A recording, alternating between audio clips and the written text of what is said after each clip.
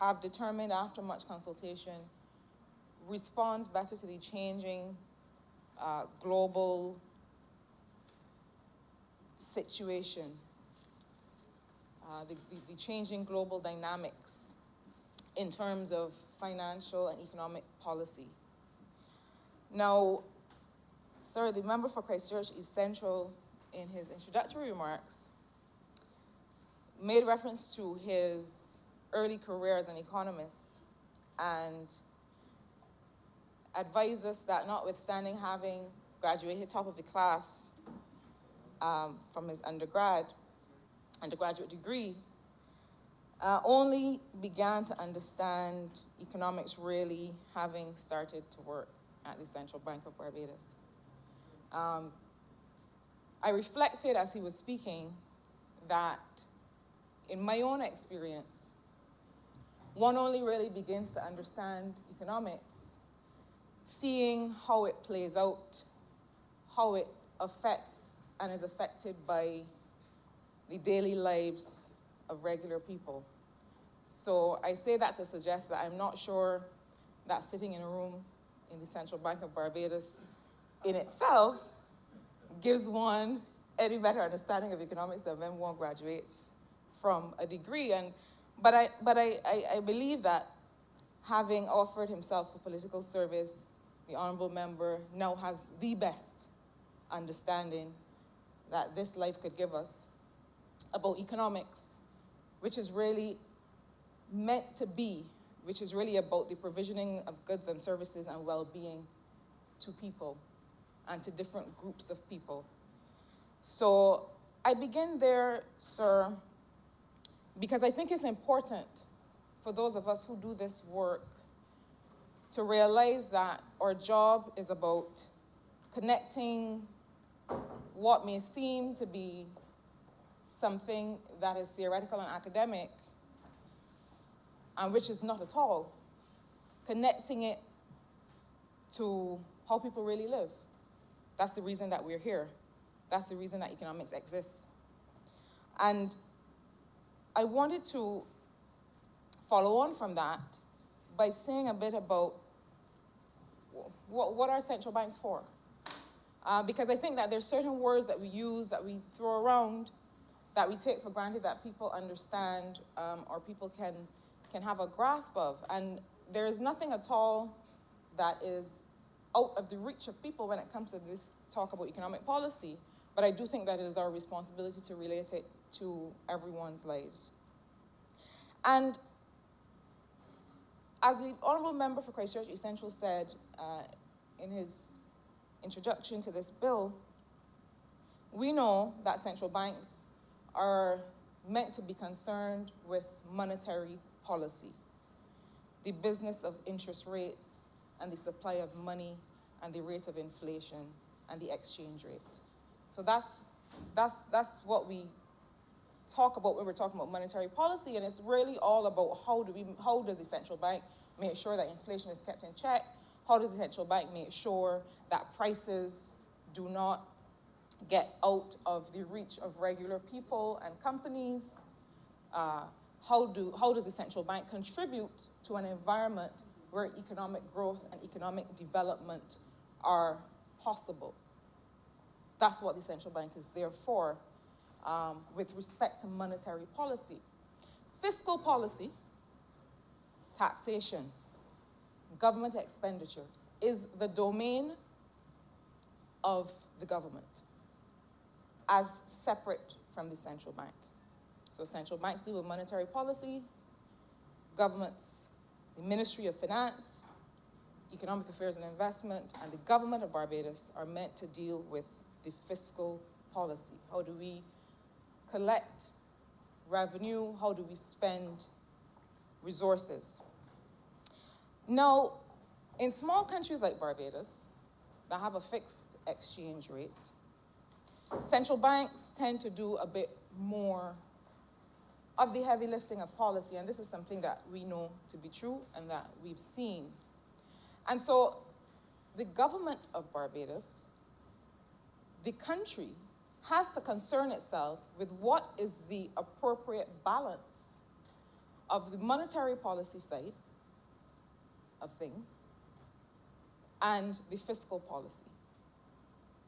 And I think that that is an important public conversation. It has to be an important part of the public discourse.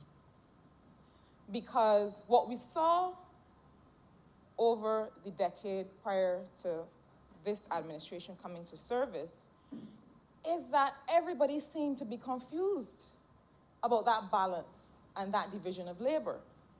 And so what you had was a central bank at the time that, in the absence of clear guidance with respect to fiscal and macroeconomic policy, had to be everything to everyone, and in some regrettable ways, notwithstanding being a strong institution, but in some regrettable ways ended up being not much at all to anyone.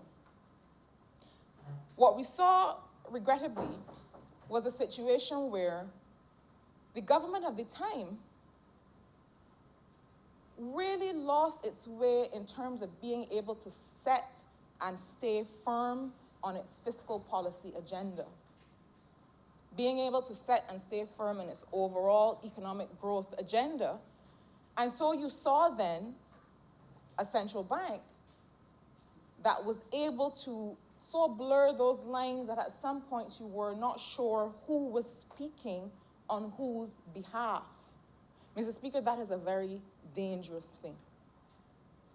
It is very important for our government to maintain responsibility for policies related to government expenditure and the attending policies that affect that. And so we saw all kinds of things happening in terms of where was information coming from. Now, the way that this system is structured, there are certain key economic and social data that is collected and is published by the Barbados Statistical Service, which is a part of the Ministry of Economic Affairs. However, what we saw back then at the time was that all of a sudden the reliability of data being published by the central bank was one that we could no longer look forward to. So those of us who depend on the Barbados Statistical Service and the central bank for certain data, information is the basis on which good policy is built, started to see a situation where the kinds of things that were published, we could no longer necessarily believe to be true. Because in any given year, we saw that numbers were going in directions that could not be explained from the underlying policy. We saw data being published that arguably should not even have been published or have been sourced primarily from the Central Bank of Barbados. And so one of the things that this bill is very clear on is the mandatory provision of data by certain economic actors, because while there is some responsibility on the part of government and on the part of the central bank to make certain information available so that people can make decisions, so that the economy can be predictable, and so that if an investor wants to go into a particular sector, that information is available so that she or he knows which sector, what is happening in that space, and so on. I always say that with rights come responsibility.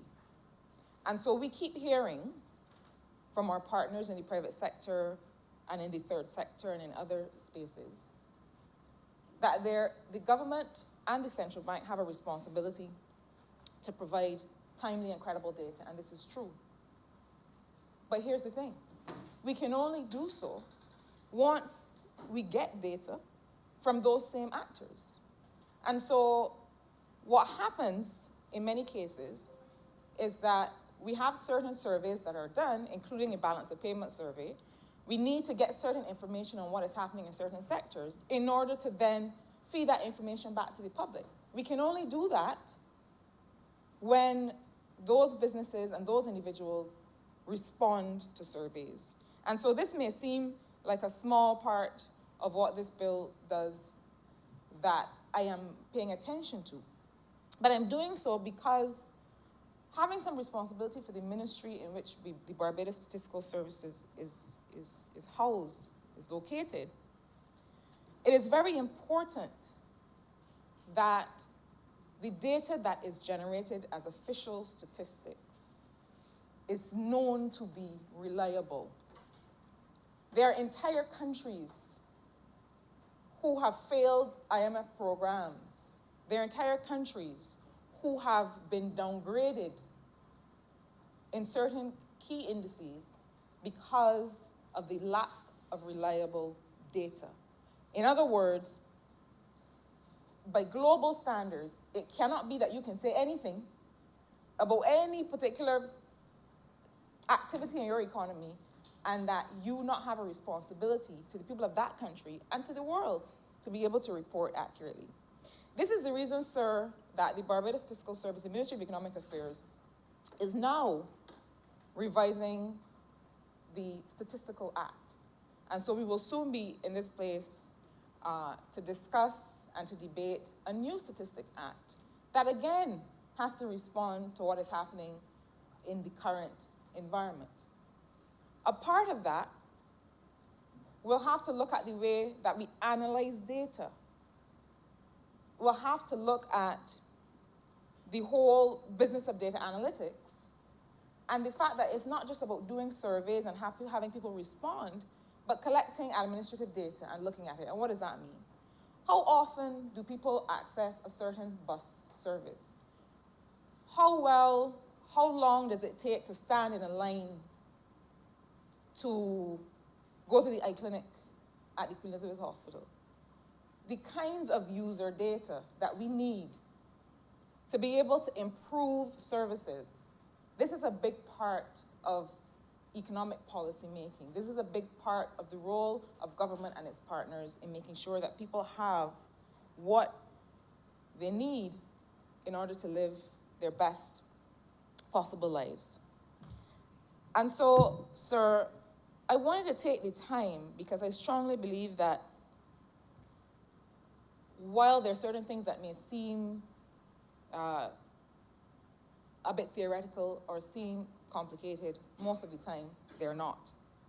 And I encourage, through you, sir, Barbadians, to pay attention to what this bill does, how it responds to or how it seeks to address the things that affect us in our everyday lives. And I want to take a minute then to talk about the parts of the bill and what they speak to.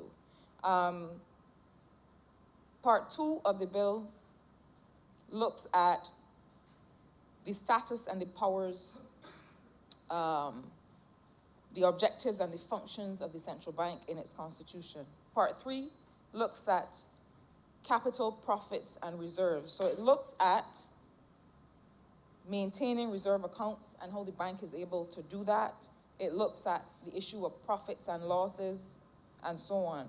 Part 4 looks at the very important area that the Honourable Member for Christchurch East Central spent some time on, which is administration, the whole business of governance of the central bank. And Part 5 looks at the matter of currency and the parity of the Barbados dollar. A very key role of the central bank is to be able to maintain that.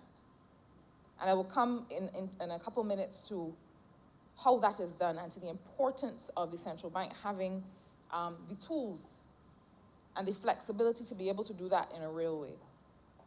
Part 6 looks at the reserve of external assets, what we mean when we talk about foreign reserves, and how the bank needs to maintain that in order to maintain the peg to the dollar. The level of foreign reserves is the key ingredient to be able to stabilize the currency peg, to be able to stabilize the value of the dollar. And when we came to service in 2018, the reason that we went to the country to have that conversation about what mattered to Barbadians, and when Barbadians very clearly said back to us, yes, we want to maintain the stability of our currency, the role of the central bank in doing that is key, and that is why we have come here to have this very important conversation. Part 7 of the bill looks at foreign exchange operations, and that is important because how we deal with foreign exchange is very important for investors. And knowing what are the terms for them for getting foreign exchange in and out of the country. At Part 8, the bill goes into relations with banks, between the central bank, banks and other financial institutions. The Central Bank of Barbados is the prudential regulator and supervisor of the commercial banking system and of financial institutions. That role is important and will become more and more important as we go forward. And Part 9 looks importantly at the relationship between the central bank and the government. Part 10 goes into accounting and auditing. What are the internal and external audit functions that affect the bank? And Part 11 deals with some miscellaneous items, including savings and transitional provisions in case there is a change of directorship in the bank. But sir, in my brief time, I wanted to say a little bit about having dealt with the issue of data and how important it is that the accountability part of what this bill is trying to do is maintained, that the clear distinction between what the central bank reports on and what the Barbados Fiscal Service reports on, why that is so important. It is so important to us, sir, at the Barbados Fiscal Service, that right now we are getting ready to publish a national statistical data page with support from the fund. But the reason for that is that we need to have one place where everyone can go internationally and see certain key economic indicators. What's happening with the GDP? What's happening with inflation? How are prices rising and falling? What is the unemployment rate? These one page, one place where that is located. But linked to that, what we are also going to be doing as part of the new, what we're also going to be proposing as part of the new legislation is a calendar for the release of key information so that people can predict when will unemployment numbers be published, when will retail price index be published so that you can see the changes in prices and so on. And I make that commitment in terms of being able to publish data in a timely way, while also sending the message, sir, that the only way that the Barbados Fiscal Service can do that is when individuals and companies understand that they need to be able to submit that data to us. We need to be able to get that information. Some of it requires filling out a survey remotely. Some of it requires the fine men and women who are our field officers to go and knock at your door. But it's important because while it may seem like a nuisance, it is what we need in order to be able to develop economic policy. But I also want, sir, to focus on that distinction between monetary and fiscal policy. And at Clause 40 in Part 6 of the bill, it speaks to the duty of the Central Bank of Barbados to signal when there is a critical decline in the foreign reserves that would jeopardize the fixed exchange rate regime, and that at that time, when the central bank notices that that decline is coming, to then suggest recommendations and measures to forestall or to remedy the situation. And why is that important? It's important, sir, because in the last administration, we saw, and some of us felt as if we were watching helplessly from the sidelines, while the reserves began to plummet. And as the reserves were declining, there are those of us who started to think, but how are we going to arrest this situation? Because when your reserves start to decline, it means that the central bank, in its role as lender of last resort to the commercial banking sector, cannot help you in the event of a crisis. The truth is, and we say this, and I don't know if people grasp the importance, but the truth is that if we had been hit with this COVID-19 pandemic back when reserves were at a meager 4.5 or 5 weeks, we would have had real reason to panic. And people talk about us discussing the matter of the level of the reserves as if it's academic. It is not academic. It is the money that you have saved up in case of a real crisis.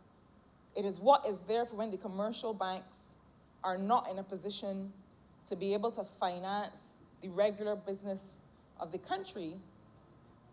And we think that that can't happen so easily, but it can. And so what this bill enables the central bank to do is to take action. You see the reserves plummeting, you know that this is leading to a crisis situation, to a financial crisis, to an economic crisis. The central bank's role is to be able to have some flexibility in how it manages those reserves to stop them from reaching critical levels. I want to say something as well, sir, about the matter of what the bill refers to as quasi-fiscal activities. Now, there is a running conversation about what central banks should or should not be able to do.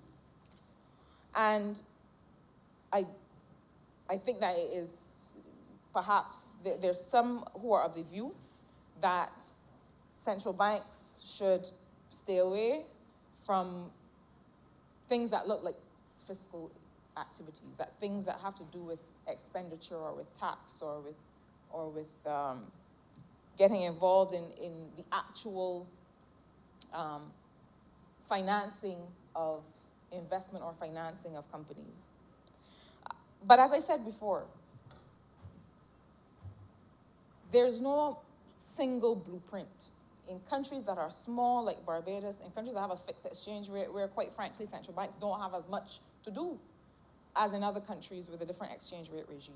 There has to be that balance. There also has to be that balance because the fact is that a lot of your resources when it comes to financial and economic policy making and strategy and thinking are in your central bank. And so if you can't draw on those to help execute some key functions as a small island, then you're going to find yourself in some difficulty. And so we have provision in this bill for the central bank to be involved in things like the Enhanced Credit Guarantee Facility, which is a facility that is administered by the Central Bank of Barbados that provides a guarantee through commercial banks and other financial institutions for them to lend to individuals or to businesses where there are higher levels of risk than the commercial banks want to take on. Now, we could have a conversation in here, a whole separate debate, a whole separate conversation, sir, for a whole day on commercial banks' understanding of risk and the extent to which, in a small island that has a large, of which a large part of its economy is tourism. Not to say that it is not, that we will not diversify, but let us not fool ourselves. That when it comes to the idea of comparative advantage and what our assets are, that our tourist product is one of those. And so what we find happening is that in general, in this region, a commercial banking system that perhaps has narrowed its idea of risk, or the risk that they would want to assume, not accounting for the reality of small islands like Barbados when it comes to the agriculture sector and the tourism sector and so on. And so the Enhanced Credit Guarantee Facility is established at the central bank so that lending institutions can get a guarantee of up to 80% for these monies that they would want to lend to entities that or to ideas that they might consider risky. Now, why is that important? We keep saying that one of the issues with growth, one of the issues with entrepreneurship is access to credit, access to finance. And so the Enhanced Credit Guarantee Facility was established, and we are right now about to set up hopefully a second phase of that, and that's going through its approval process. But that was established so that we could actually get some innovative ideas to market, so that we would not have to continue to contend with this very prescribed idea of what risk is or what risk the commercial banks are not willing to assume, but that we could get around this real failure in the market by having this facility that gives this guarantee. And so that kind of role for the central bank to play is extremely important. And the bill makes provision for the central bank to be involved in these kinds of things. But this is also, sir, why we are right now restructuring and also looking to recapitalize the Enterprise Growth Fund Limited.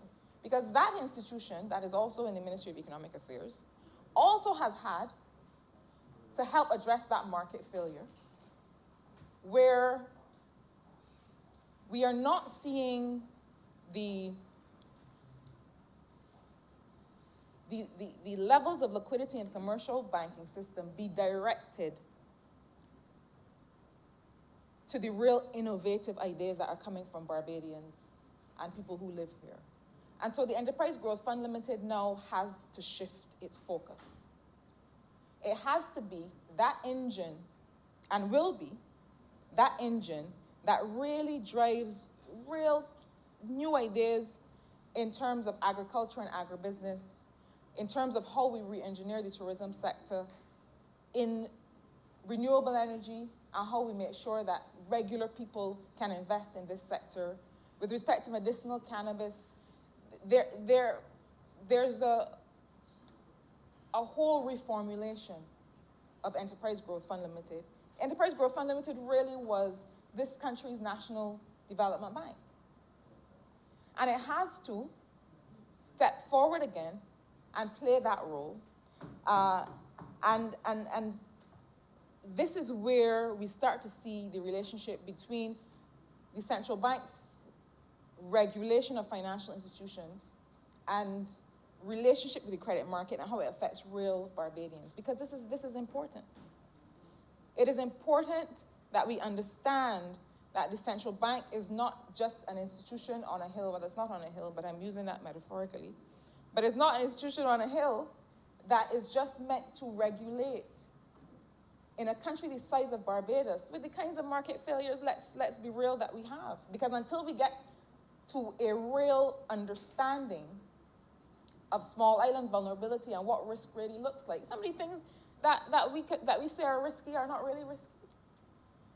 And that is why we established things like the Trust Loan Fund, because we wanted to say to the market, if you all are not willing to bet on Barbadians, this Barbados Labour Party government is willing to bet on Barbadians and their ideas, because we know that they're among the best in the world.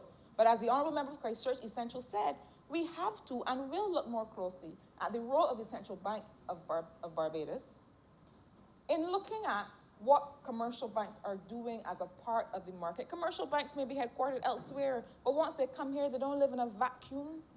They are part of this economy and have a role to play. And so what value is it to hold on to reserves, to hold on to excess liquidity, rather than to pump that back into the growth of the economy, in the growth of the country where you exist? Sir, there's one other, or perhaps two, if time allows, matter that I want to make reference to. And it has to do with the bank as the sole authority for the supervision, operation, administration of the national payment system and clearinghouse facilities. And the honourable member who introduced the bill made reference to checks and getting rid of checks and making things easier for people. But I have to emphasize this because when we talk about a national payment system, what we're talking about is really making sure that there's no one who is on the margins of being a part of our financial system. And the honorable leader of the opposition, you know, I think it must be a particular talent to be able to set up straw men and what ifs and slippery slope arguments to really just create any circumstance just by speaking it into being. What if this were to happen, or what if that were to happen? Well, who knows? But I would love to see the day when the honorable leader of the opposition deals in the facts that are before us.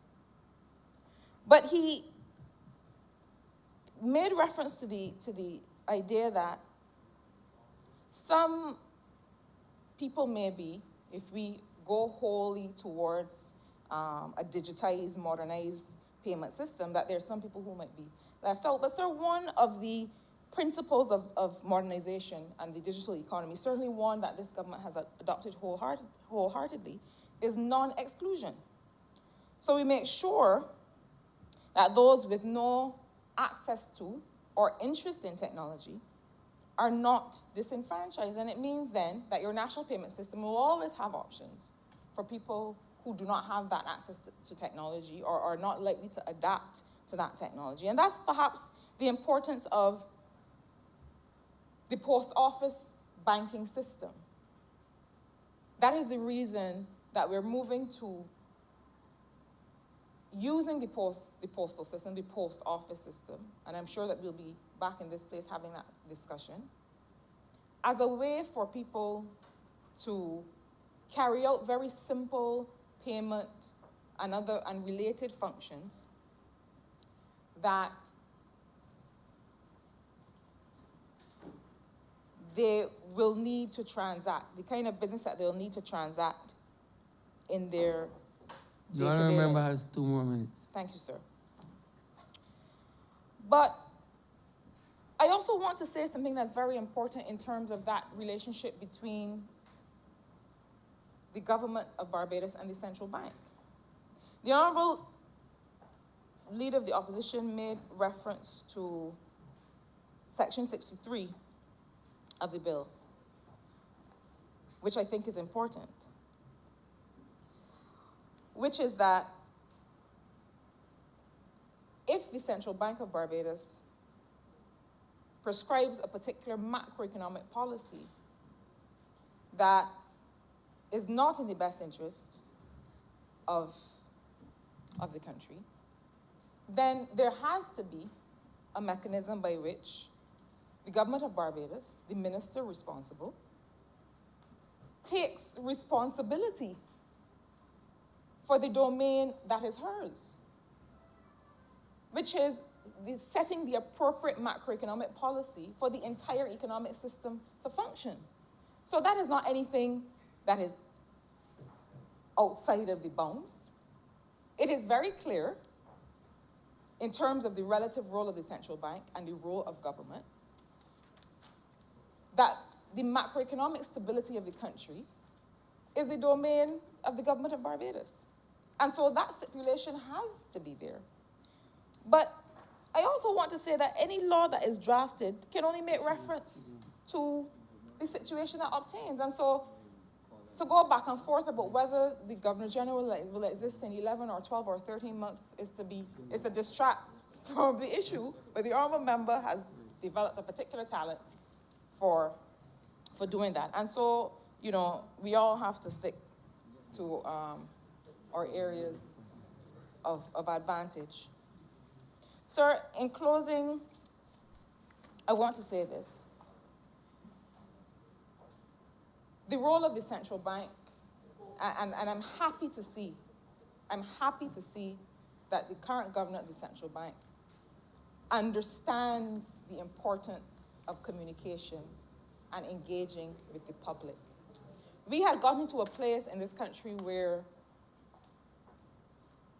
there was almost this notion that you don't have to talk to anybody. What happens in these walls is our business. And so I come to you as governor when I come to you, and until I do, well, you'll wait until I'm good and ready. And I'm glad to see there have been a recent series of very engaging events led by the current governor of the central bank, because the people of Barbados have a right to hear from chief policymakers and those responsible for establishing and executing policy in this country as appropriate. But I want to say finally that the central bank has many roles to play. One of those has to do with making sure that the projects that are financed externally from multilateral lenders, that the accounts that are established to execute those projects are well maintained. What we saw in the past was that in a mad scramble to make the reserves look a certain way, monies from all over the place were pulled in to say, yes, this money is ours, you could count that. And it might be a controversial thing to say, but I want to make it very clear that Barbados' reputation, I always say that my reputation is the only thing I have, similarly for our country. So that if you are shown not to be following the rules that other institutions have for the money that they lend or grant to you as a country, then you start to lose credibility. But I suppose that after 23 or 24 or 25 downgrades, that by that time, the whole notion of credibility is so vague that these things don't matter. But your word matters. And when you sign an agreement and you say that you're going to conduct yourself in a certain way, that matters. And that's why I'm pleased to be part of an administration in which these things, doing the right thing, with respect to other people's money, with respect to the money paid in by taxpayers of Barbados and of other countries, is important. So, sir, I want to close by saying that I encourage, through you, all Barbadians to pay attention to what this bill allows for. Because these matters are not academic. These matters are not theoretical. The way that you interact with your commercial bank, whether you can get a loan to set up a valet shop, or whether you can access a certain kind of mortgage, these are all the things that affect our daily lives and that we affect. And so I want to say that this bill is just a part of a series of very much needed reforms that this administration has been spending a lot of time and consultation on. And with those few words, sir, I want to commend this Central Bank Barbados bill. Honourable Member for St. Peter. Thank you very much, Mr. Speaker. I want to join this debate relatively briefly to say a few things. Maybe I should start by saying that I almost rose on a point of order when the Honourable Member for St. Michael South Central was speaking. She referred to a statement by the Leader of the Opposition and suggested that it was some skill. And I really thought she was misleading the House by calling that kind of approach a skill. But I understood what she meant, and I did not rise at that point. Because that is not a skill, Mr. Speaker. That is really not a skill. That is really trying to mislead and be in some ways disingenuous. I remember the Leader of the Opposition, and I'm not going to spend a lot of time on this, but I remember the days when he agreed with us that what the then opposition was doing was not correct. The matter of keeping interest rates low, having interest rates low and driving investors or potential investors to invest in government paper. So I'm sure he must remember that that is not a policy of this government, because he and the rest of us stood on the same platform and spoke to that matter. Now, he would also have known that we came into office with the intention initially of saving the dollar. So there are a number of things, and I think this is something that we need to keep saying to those who have sent us here.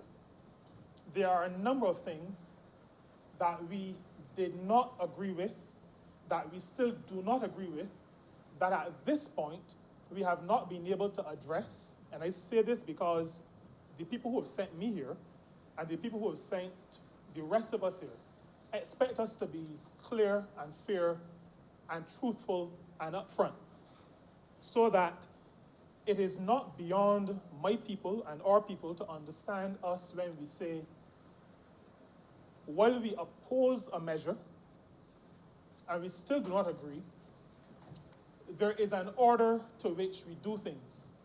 And we come into office to serve the people with certain priorities. Saving the dollar was that first priority. And as fate would have it, just as we are about to address a whole number of other matters, then the pandemic hits us. So the matter of interest rates is not, low interest rates is nothing, I don't even call it a straw man. It is just disingenuous to suggest that that is this government's policy, or to say it in such a way, because this is where there's certain words I know you can't use, and as a person of faith, no words like nastiness and those kind of things, I don't like using either. But it feels like bad faith when you say things in a certain way so that somebody can say technically you haven't said it, but the way you've said it tells everybody who has heard that this is really what you mean to say. I don't think that's nice. And to suggest that low interest rates and trying to push people to government paper is a policy of this government or a direction this government wants to go in is just wrong. The other thing, before I speak to governors generally, is the matter of securities, bonds, whatever the paper is, and secondary markets. Now, Mr. Speaker, you can choose to buy sugar from Massey Distribution on Spring Garden, or you can wait till Massey sells it to the shop in Bank Hall, and you can go to the shop and buy the sugar. You decide how you do that. There is nothing fancy about primary and secondary markets. If you buy something and you want to sell it to somebody else who wants to sell it on, then that's what you do. But the notion or the suggestion that there is something so strange, almost underhanded, about secondary markets is again to make a suggestion, maybe plant some kind of bad seed in the minds of people to make them believe or to have them believe that a secondary market is something a little bit shady, and if boss bonds are being sold on the secondary market, then that suggests that there is something wrong with the whole system. Well, I grew up in a shop, and when we sold sugar, I never thought there was anything more wrong with the sugar than when it came from the sugar barn on Country Road.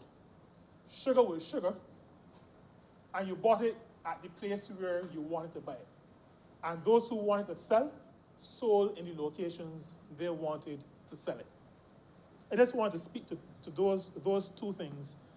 I did not rise on a point of order because I've come to realize that sometimes when people have nothing to say, and you raise on points of order, you give them something to hold on to and add 5 minutes to their presentation. And my father always tell me, you live and you learn. So I done doing that. And for Hansard, done is D-U-N. Mr. Speaker, governance is something that this party in government has always taken very, very seriously. The matter of governance. This matter of good governance started not now, started in 1938. How we manage the economy, how we manage the country, how we manage the society. It has always been, and from talking to people from the time I was young, it has always been seen as a hallmark of the Barbados Labour Party in office. Good governance. Putting structures and systems in place that would allow for proper functioning of institutions and making changes when those changes became necessary to ensure that proper functioning actually continued. Good governance is important in the best of times. But Mr. Speaker, in a time like this time, we're in the midst of a pandemic. So a pandemic is an outbreak of disease on a global scale. In this kind of a situation, where economies are being brought to their knees, governance is even more important. And I want to commend the Ministry of Finance, Economic Affairs and Investment for bringing this bill at this time.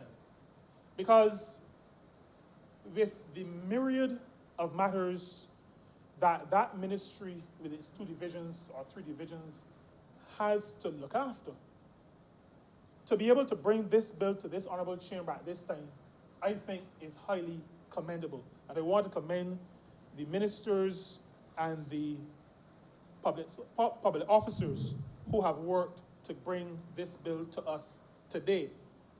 But we live in an uncertain world, a very uncertain world.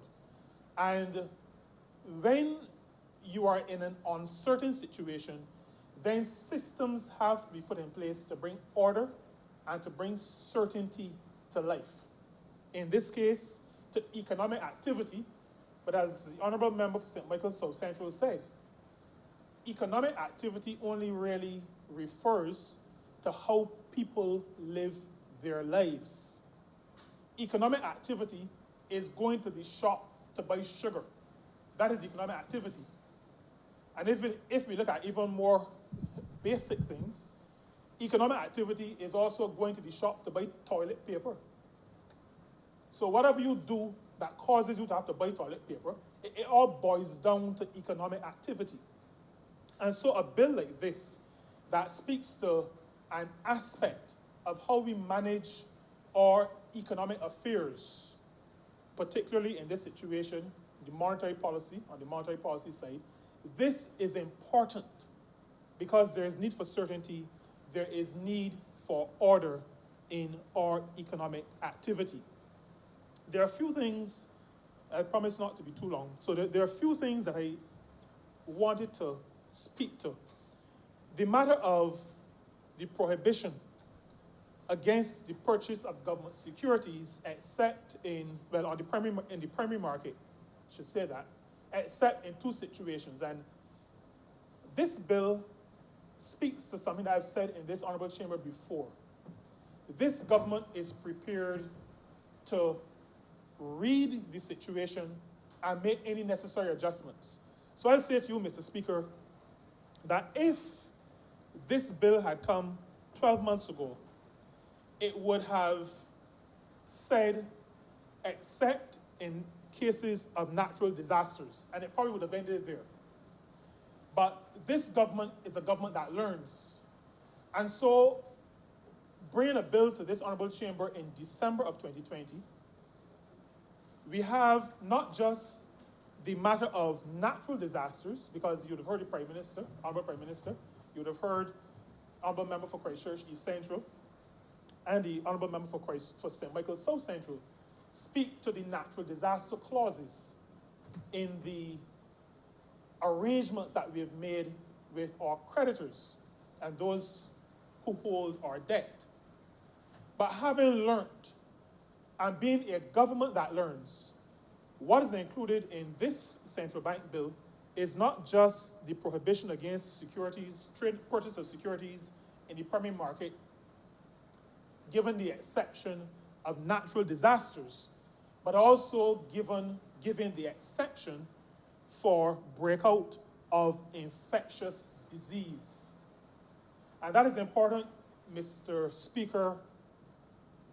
I don't want to say it is obvious, but I think the pandemic has shown us that there is the possibility of having a situation that is so dire that it will require drastic action.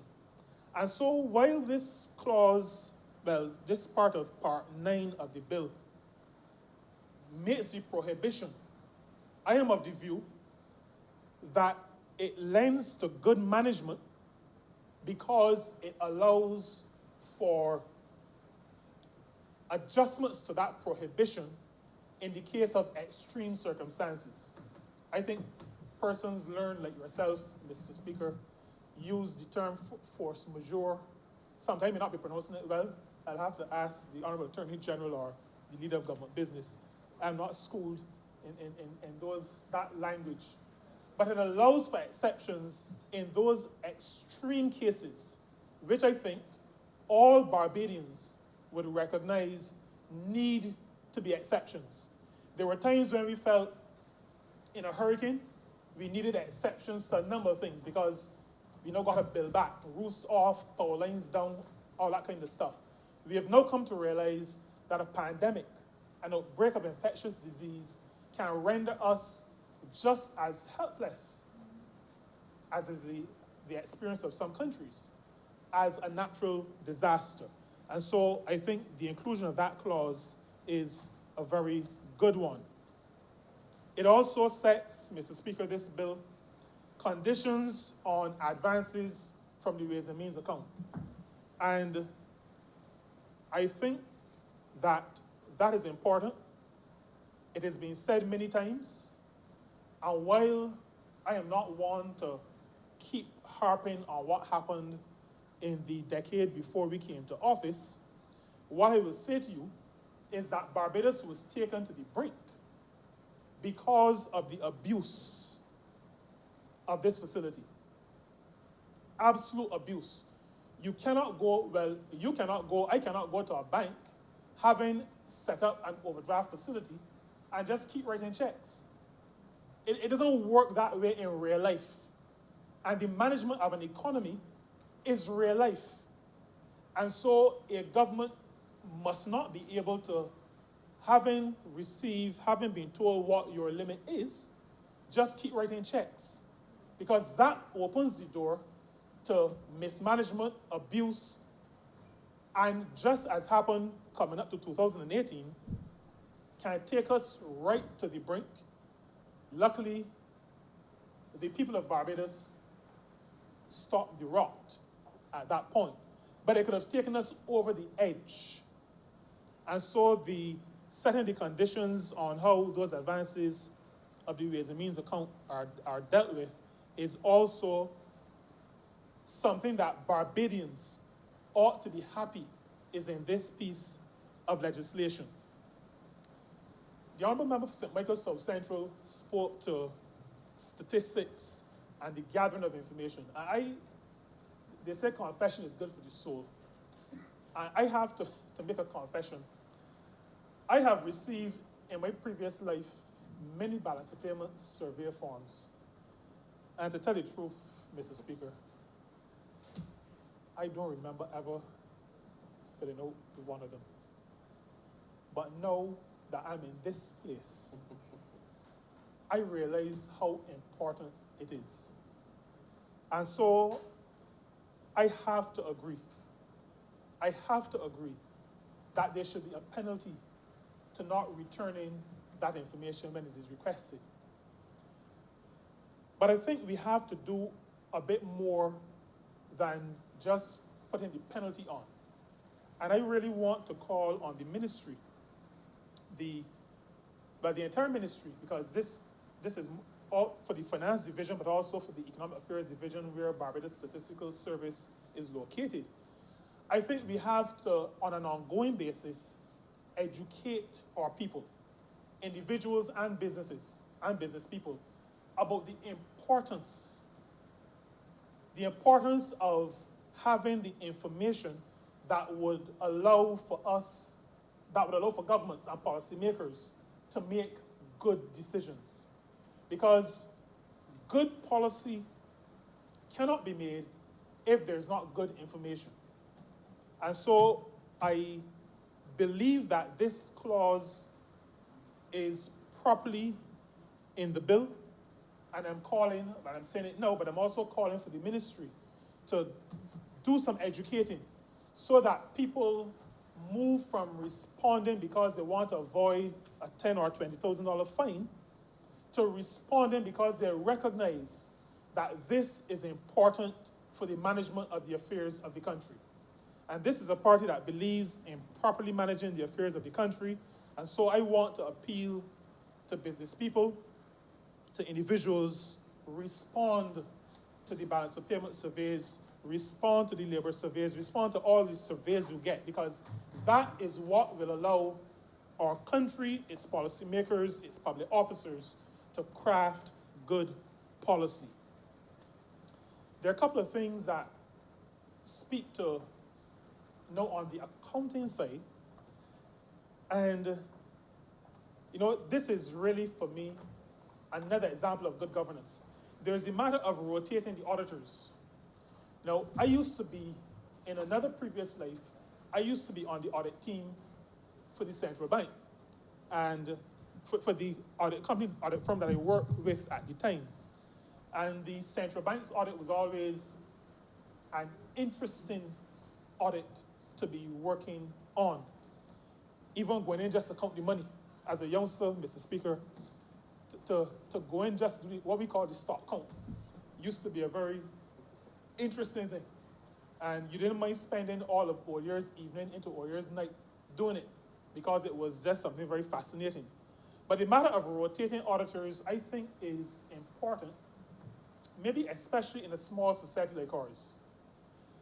It is important for the independence of the institution, that the bonds that happen, because all of us live around here and we know each other. It is important for a firm not to believe that it has to give a particular opinion or that it has to overlook something that comes to its attention only because it wants to retain the audit. And that, I'm not saying happens, because I would not want to say that about my former profession, but I want to say that it is possible. And if we're going to craft legislation, then we have to foresee what is possible and put systems in place to mitigate against bad practice. And I think the idea of rotating auditors is a good one. I also like the reference in the bill, I think this is at part 10, in this same section, to adhering to international financial reporting standards. That is important. Those who read the financial statements of the Central Bank of Barbados must be comfortable that when it sees a categorization of creditors or liquid assets or current liabilities or equity, that that person's understanding of the term is not some strange new definition, but that the normal understanding, normal meaning the understanding that is part of what we know as the International Financial Reporting Standards, that my understanding is your understanding, because the same standard is being used. And I think it is important for all of us, but particularly those who will read the financial statements, to be clear and comfortable that international financial reporting standards are needed. Like I said before, Mr. Speaker, order is important for organizations generally. Order is critical for a country. Order generates a confidence that is necessary for all of us, because all of us are economic actors. Confidence is necessary if we are to act in a way to maintain the viability of the country that we are so happy to be a part of, of which we just celebrated 54 years of independence. If there is not that order, if there is not that certainty, then we open ourselves to speculation. And an example of that, at least what we were told was an example of that, was sometime maybe 2 or 3 years before we came to office. I'm sure the honorable member for Christchurch West East Central would remember this. We were told that part of the reason for a pretty sudden reduction in foreign exchange reserves was because of capital flight. That happens when people are uncertain. That happens when there is disorder. And that is one of the reasons why the people got rid of the last government. Uncertainty, disorder leads to all kinds of implications and can lead to implosion. And so the matter of governing well, making sure that there's order in our financial systems is important to the man on the street. It is important to all of us because if it doesn't happen, if there's no order, if there's no certainty, there's capital flight, which leads to a reduction in foreign exchange. There's the lack of investment, which means jobs are not being created. And that investment could be initial investment. It could also mean investment in existing businesses to grow existing businesses. If those things don't happen, then it affects all of us. It affects the entire country. There are no additional jobs. When there's no economic activity, then there is no tax revenue, or not sufficient tax revenue. So no money to buy buses, garbage trucks, to start to fix roads. All of these things, the lack of order impacts every single person in Barbados. And that is the reason why I am commending this bill, not just to you in this honorable chamber, Mr. Speaker, but to the entire country. I am aware that when people hear Central Bank Bill, Central Bank Act, they believe it is the purview for people who have brains of some different shape or size. But this is a matter that affects everybody.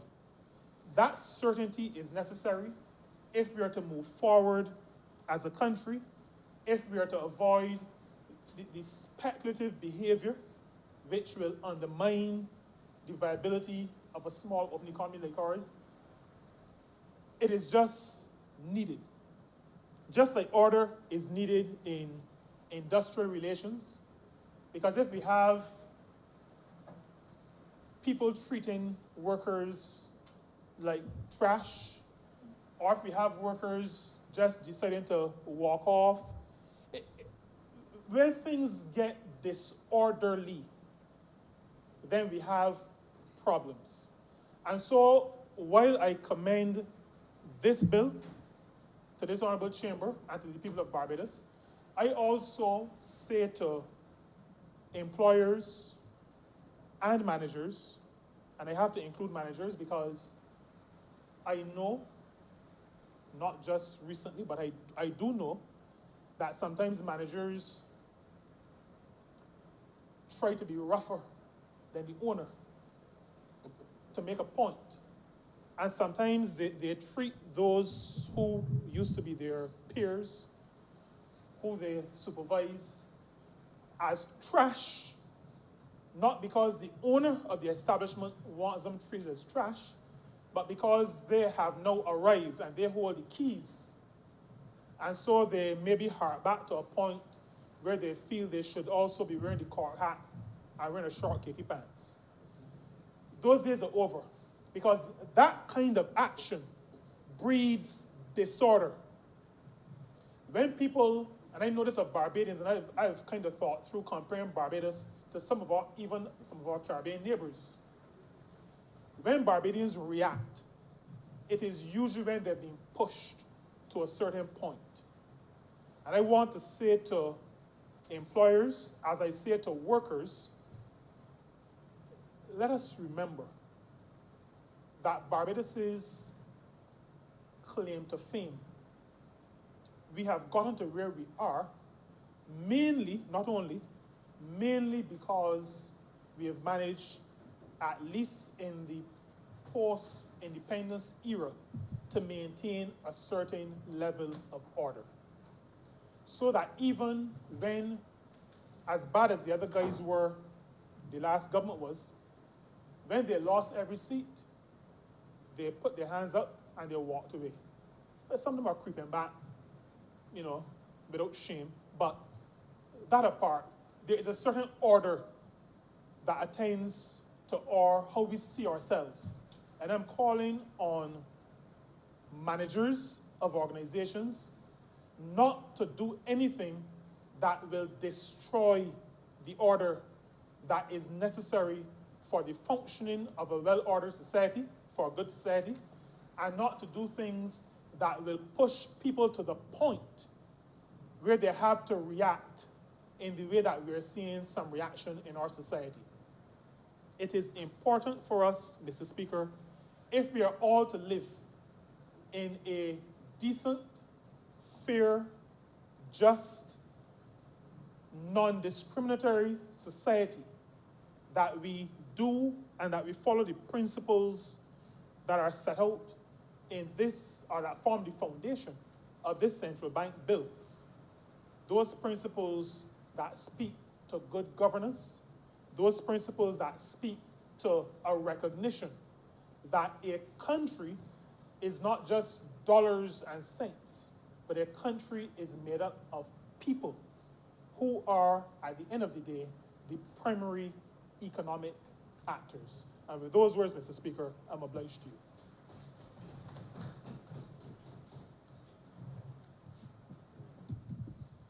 Honourable Member for Christchurch East Central. Thank you very much, Mr. Speaker. Honourable Member Assembly.Pt.2, can you turn off your mic? I want to commend the honourable members who contributed to this debate. Mr. Speaker, as you are aware, our mission has not yet been completed as a government. COVID certainly has, as we would say, sir, thrown the cat amongst the pigeons in relation to our progress. But we are still committed, sir, to transforming and reforming a number of entities across this country. And in so doing, sir, it is the intention of this government to transform Barbados totally, such that we are world-class, sir, within 7 years. I just wish to just respond to a couple of issues raised by the honorable leader of the opposition, because the perspective that he put before this chamber, which the honorable member for St. Peter has, and as well as the honorable member for St. Michael South Central, pretty much put it very well, because it is instructive, sir, that this government came to office at a time when we were under great economic stress, and the last government, sir, had deliberately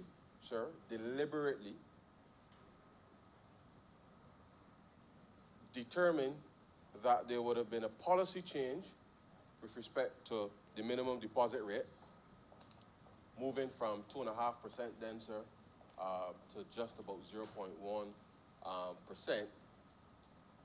Specifically, sir, to then issue those savings bonds, which we all recall, sir, were issued at a very time which I indicated, sir, that the Central Bank of Barbados they were printing at that time $50 million a month, sir, in order to help finance government expenditure.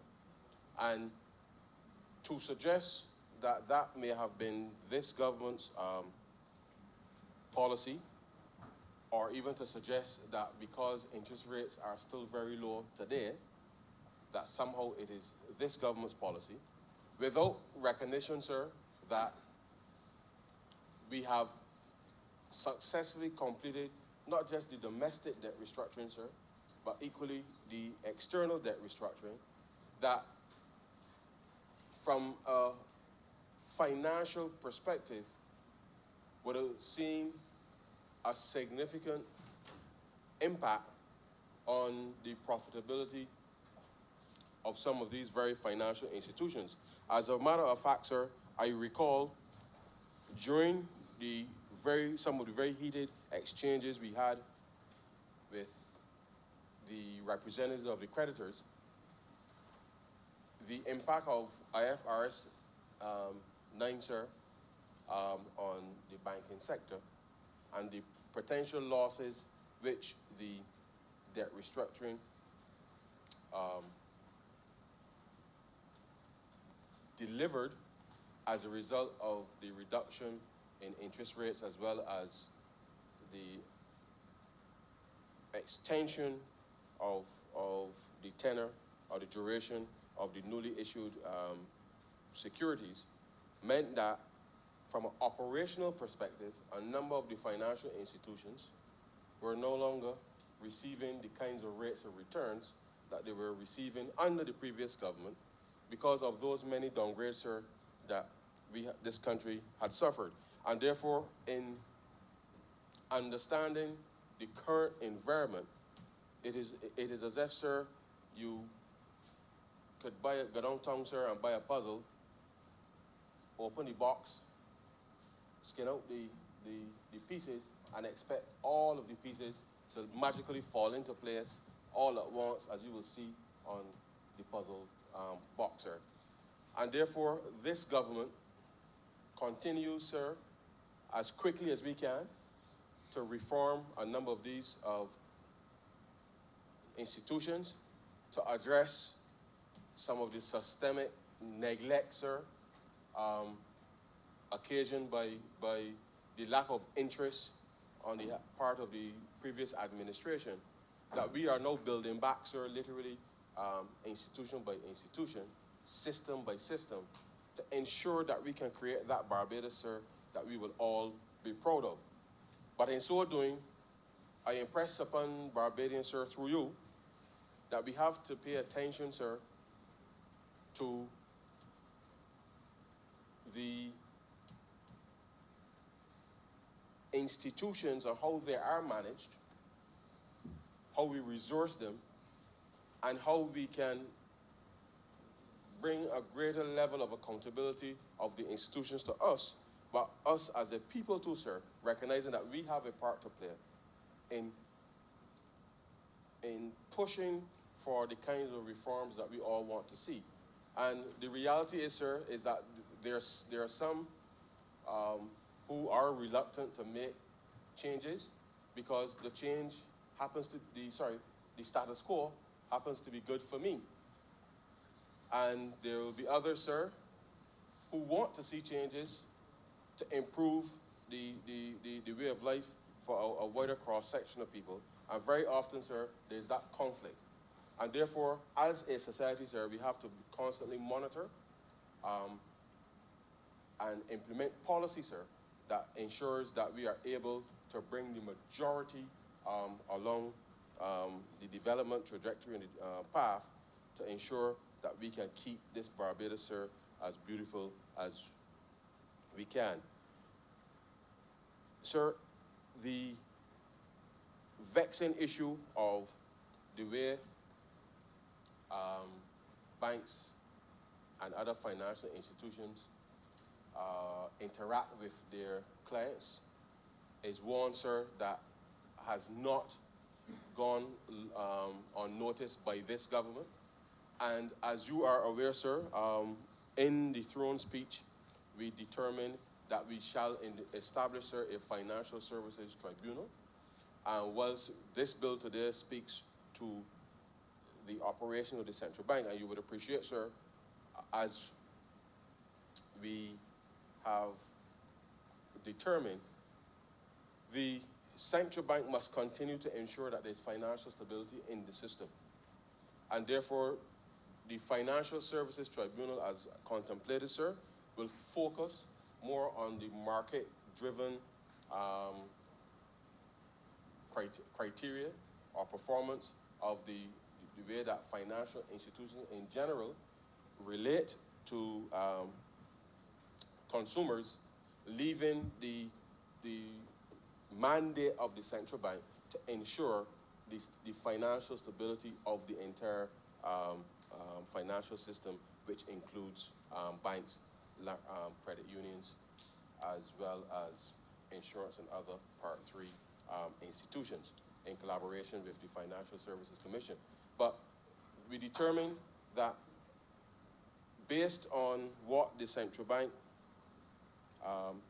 does as the regulator, that with respect to protecting the system, that we will devise the Financial Services Tribunal, sir, in order to be able to respond to many of those complaints and to ensure that no Barbadian, sir, or anybody who chooses to reside in Barbados will be disenfranchised in any way with respect to access to whether it's banking, insurance, sir, or any other financial services, that we can cover off that. So that, sir, is something that we are working on very quickly in order to be able to start to turn around the nature in which financial institutions treat with their client class. Now, the reality is, sir, any accusation that the government is keeping interest rates low in order to sell bonds at a higher rate,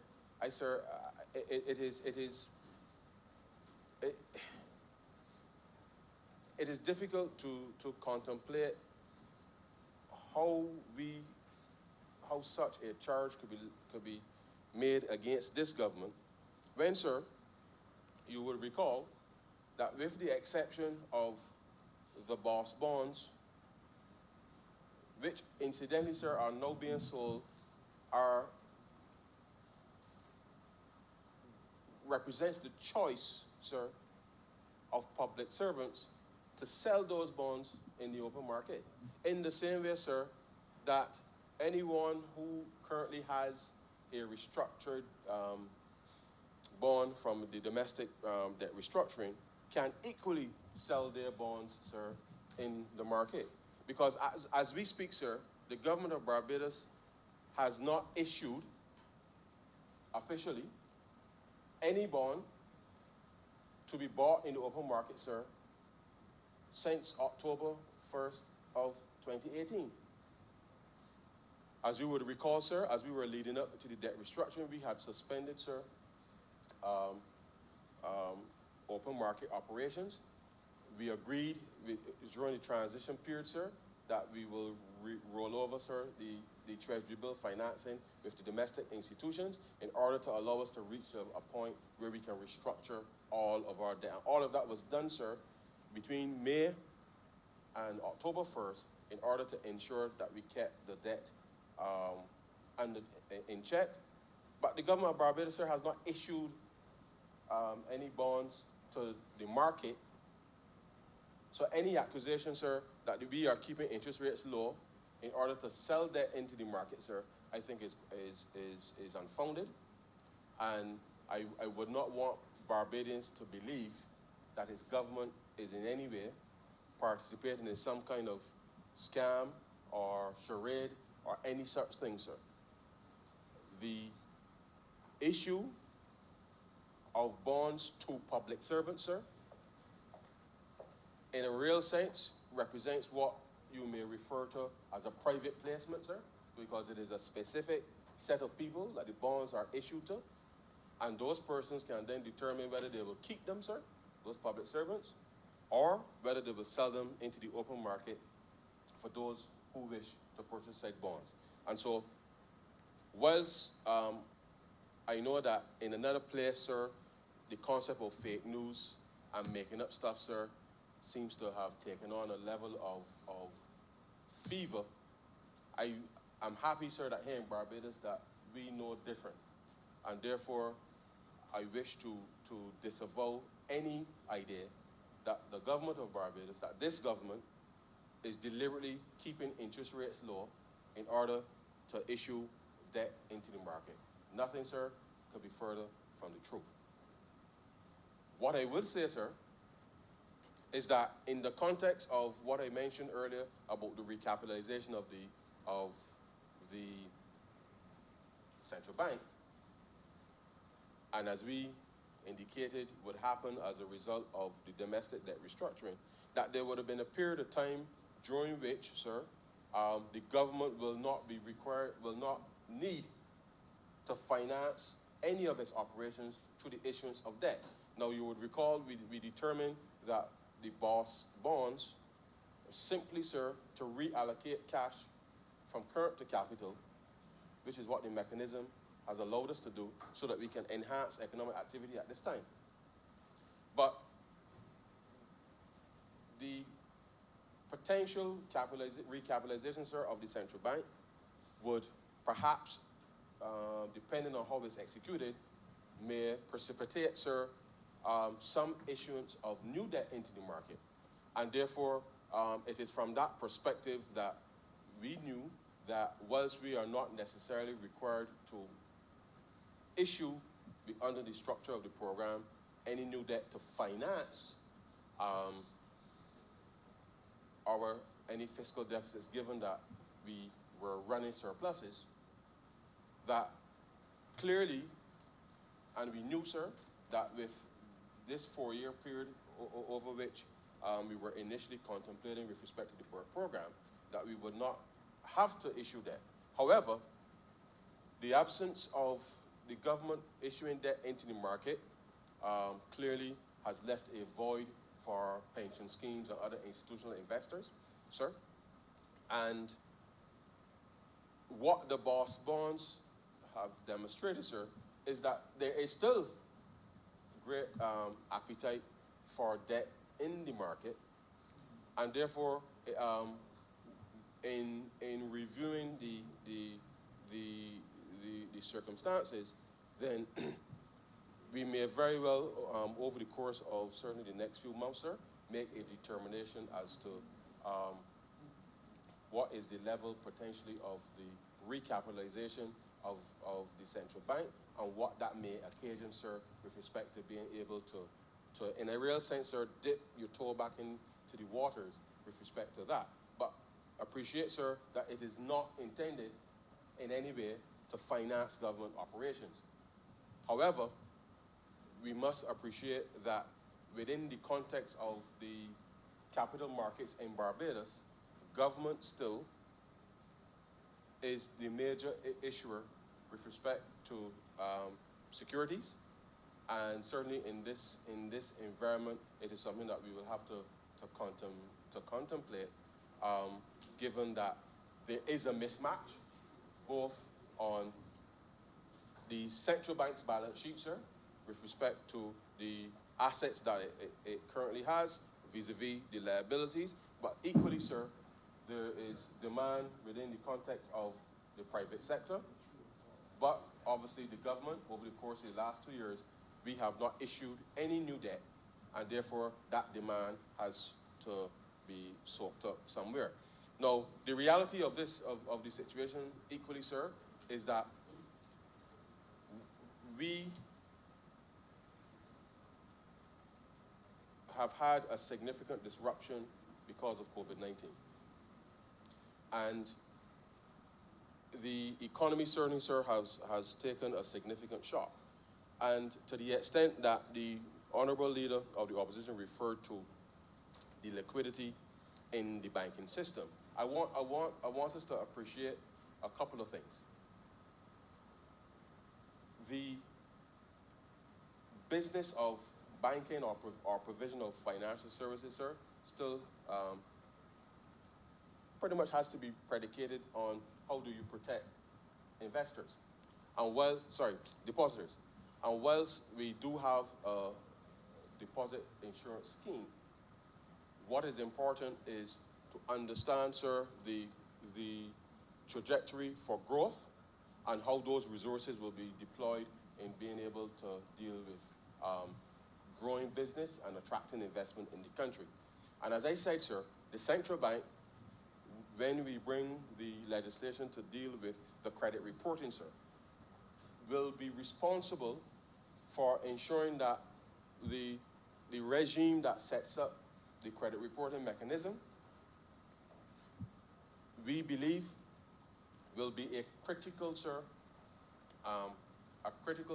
component in being able to unlock these very resources that the Honorable Leader of the Opposition is referring to, simply because, sir, as it stands at the moment, there are gaps perhaps within the context of institutions, because any of us, sir, could go down Broad Street or any part of Barbados, sir, and borrow money from any bank, any Part 3 institution, sir, and there's no obligation, sir, for anybody to share information about us and our payment history as it stands at the moment. Now, whether good or bad, sir, the reality is that that information gap prevents decisions from being made with respect to investment. And therefore, as we seek to build up the credit profiles for individuals, businesses, investors, sir, in the context of Barbados, whilst it will not happen overnight to soak up all of that liquidity, the reality is that we believe that that will be one critical step in the process to be able to redeploy, sir, some of those resources across the financial system in order to help build out the economic infrastructure. But equally, as I said, sir, the digital transformation is a very important element within that process, and therefore we fully appreciate that once we put these systems in place, that we will be able to achieve that which we have been trying to achieve for some time. And so, sir, this bill, as I said, is just to bring one saga, if you like, sir, to an end. The next phase, sir, is to determine the level of recapitalization that we can contemplate with respect to the bank. The bank has business to execute now on behalf of the people of Barbados, sir, which we have charged them to do, to help restore the trust and credibility that ordinary Barbadians, sir, used to have in the Central Bank of Barbados.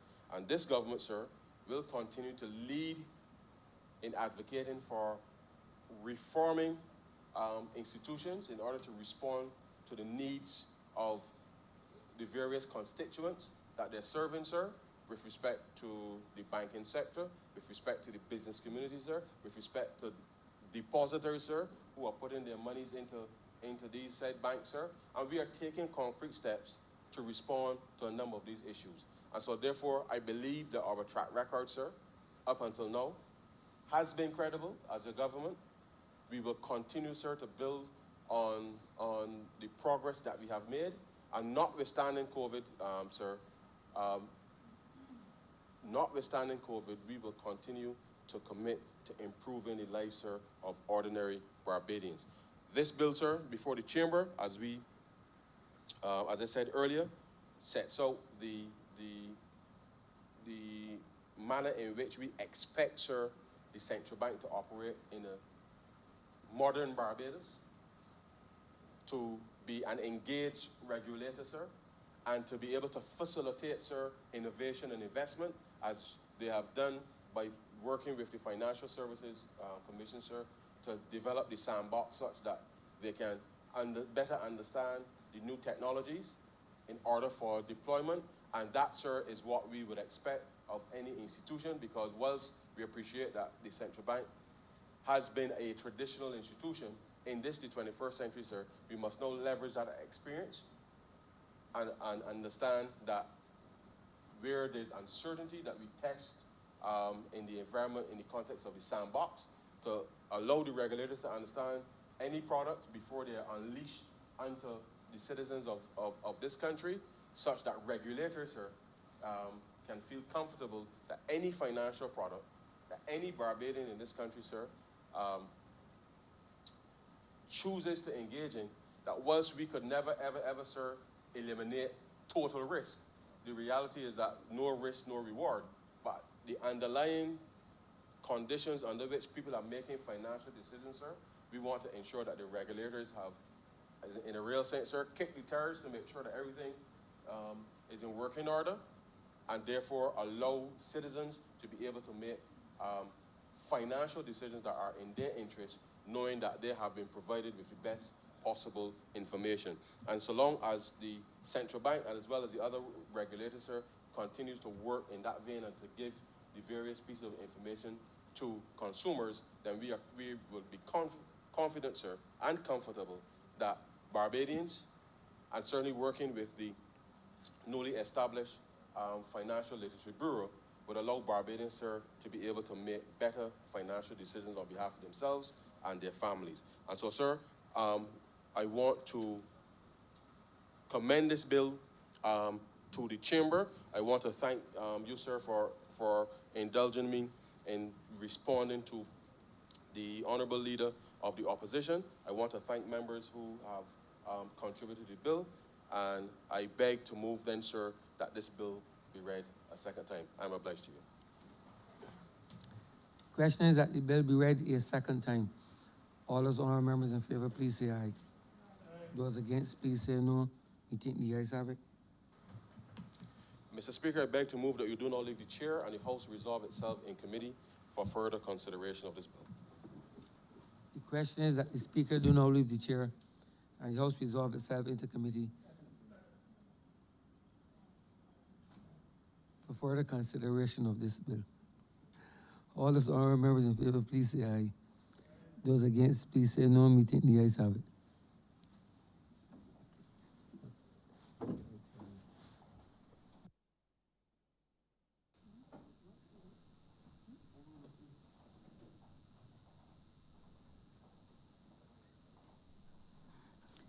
This House is now in committee.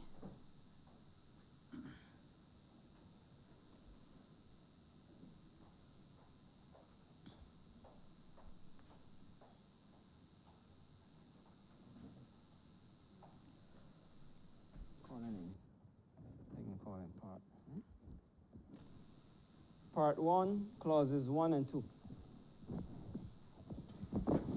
Madam Chair, I beg to move that clauses 1 and 2 stand back. Part Part 1, clauses 1. Part 1, clauses 1. Sorry. Part 1, clauses 1 and 2 stand back. Second. Question is that part 1, clauses 1 and 2 stand par. All honorable members in favor, please say aye. All those against, please say nay. I think the ayes have it. Part 2, clauses 3 to 6. Madam Chair, I beg to move that part 2, clauses 3 to 6 stand back. Question is that part 2, clauses 1 to 6, 3 to 6. 3 to 6 stand par. All members in favor, please say aye. All those against, please say nay. I think the ayes have it. Part 3, clauses 7 to 10. Madam Chair, I beg to move that part 3, clauses 7 to 10 stand par. Question is that part 3, clauses 7 to 10 stand par. All honorable members in favor, please say aye. All those against, please say nay. Methinks the ayes have it. Part 4, clauses 11 to 32. Madam Chair, I beg to move that part 4, clauses 11 to 32 stand par. Question is that part 4, clauses 11 to 32 stand par. All honorable members in favor, please say aye. All those against, please say nay. Methinks the ayes have it. Part 5, clauses 33 to 39. Madam Chair, I beg to move that part 5, clauses 33 to 39 stand par. Question is that part 5, clauses 33 to 39 stand par. All honorable members in favor, please say aye. All those against, please say nay. Methinks the ayes have it. Part 6, Clause 40. Madam Chair, I beg to move that Part 6, Clause 40 stand part. Question is that clause 6, part 6, part 6, clause 40 stand part. All honorable members in favor, please say aye. All those against, please say nay. Methinks the ayes have it. Part 7, clauses 41 to 43. Madam Chair, I beg to move that Part 7, Clauses 41 to 43 stand part. Question is that part 7, clauses 41 to 43 stand part. All honorable members in favor, please say aye. All those against, please say nay. Methinks the ayes have it. Part 8, clauses 44 to 55. Madam Chair, I beg to move that Part 8, Clauses 44 to 55 stand part. Question is that part 8, clauses 44 to 55 stand part. All honorable members in favor, please say aye. All those against, please say nay. Methinks the ayes have it. Part 9, clauses 56 to 63. Madam Chair, I beg to move that Part 9, Clauses 56 to 63 stand part. Question is that part 9, clauses 56 to 63 stand part. All honorable members in favor, please say aye. All those against, please say nay. Methinks the ayes have it. Part 10, clauses 64 to 68. Madam Chair, I beg to move that Part 10, Clauses 64 to 68 stand part. Question is that part 10, clauses 64 to 68 stand part. All honorable members in favor, please say aye. All those against, please say nay. Methinks the ayes have it. Part 11, clauses 69 to 79. Madam Chair, I beg to move that Part 11, Clauses 69 to 79 stand part. Question is that part 11, clauses 69 to 79 stand part. All honorable members in favor, please say aye. All those against, please say nay. Methinks the ayes have it. Schedule. Madam Chair, I beg to move that the schedule to be the schedule to the bill. Question is that the schedule be the schedule to the bill. All honorable members in favor, please say aye. All those against, please say nay. Methinks the ayes have it. Report. Madam Chair, I beg to move that you do not report to His Honor the Speaker the passing of one bill in committee. Question is that you do not report to His Honor the Speaker the passing of one bill in committee. All honorable members in favor, please say aye. All those against, please say nay. Methinks the ayes have it.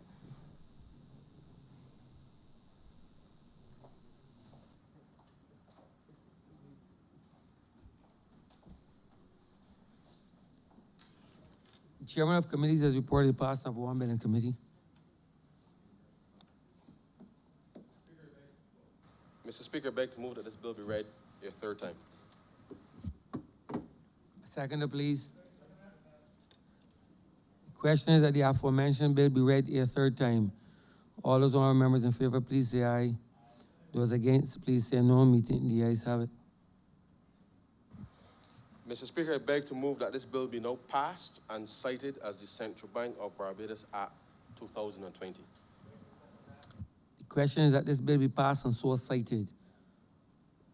All those honorable members in favor, please say aye. Those against, please say no. Meeting the ayes have it. This bill is passed and so cited.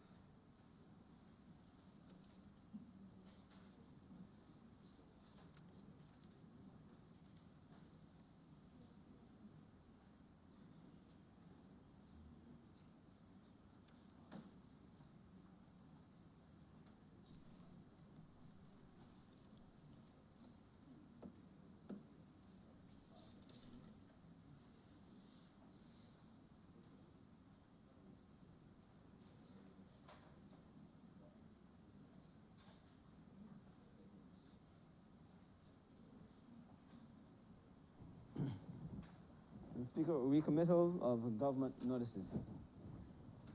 Honorable Leader, Government Business. Thank you, Mr. Speaker. I beg to give notice of the Drug Abuse Prevention and Control Amendment Bill 2020, as well as a resolution to adopt the report of the Standing Orders Committee. Reports from select committees.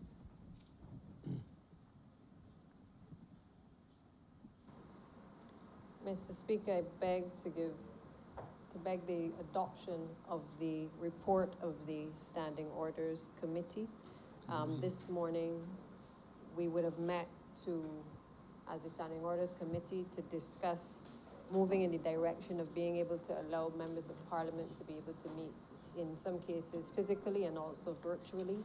I think, as everyone will appreciate, this has been on the table for quite some time. And we basically have been able to come to a consensus with the assistance of the Leader of the Opposition, who would have weighed in, as he usually does, to offer his input and guidance in some cases to allow us to come to a position where we can use the available technology, particularly in this COVID-19 pandemic, to alter the way in which Parliament will be able to meet going forward. So with that, Mr. Speaker, I beg to move the adoption of the report of the Standing Orders Committee.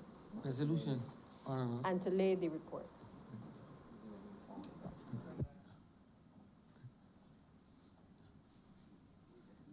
Right, we just learned it. Yeah. The question is that this aforementioned report be laid. All those honorable members in favor, please say aye. All those against, please say no. Meeting the ayes have it. First readings of bills. Mr. Speaker, I beg to move the first reading of the Drug Abuse Prevention and Control Amendment Bill 2020. Question is that the aforementioned bill be read the first time. All those honorable members in favor, please say aye. Those against, please say no. Meeting the ayes have it. Speaker, recommittal of government business. Order number 3. In the name of the Honorable Leader of the House, of a resolution to adopt the report of the Standing Orders Committee. Honorable Leader, Government Business. Yes, Mr. Speaker, I beg to move the adoption of the report of the Standing Orders Committee, which, as I stated earlier, would have been to allow Parliament to be able to meet virtually as well as physically in the foreseeable future, in the event that there are some members who may not be able to attend because of their particular vulnerability, but also to facilitate this process going forward, given the uncertainty of the times that we are presently facing. And it will be for the duration of the COVID-19 pandemic. The question is that this resolution do now pass. All those honorable members in favor, please say aye. Those against, please say no. Meeting the ayes have it. This resolution stands passed. Thank you, Mr. Speaker. And with that, we've come to the end of today's, sorry. Can't hear you. Oh, sorry, right. Next week. Yeah, okay. Mr. Speaker, I beg to move the suspension of the sitting until, how long? 10 minutes? 20 past? Until 4:15 in the afternoon. Second. The question is that this honorable chair will be suspended until 4:15 p.m. All those honorable members in favor, please say aye. Those against, please say no. Meeting the ayes have it. This honorable chair stands suspended until 4:15 p.m.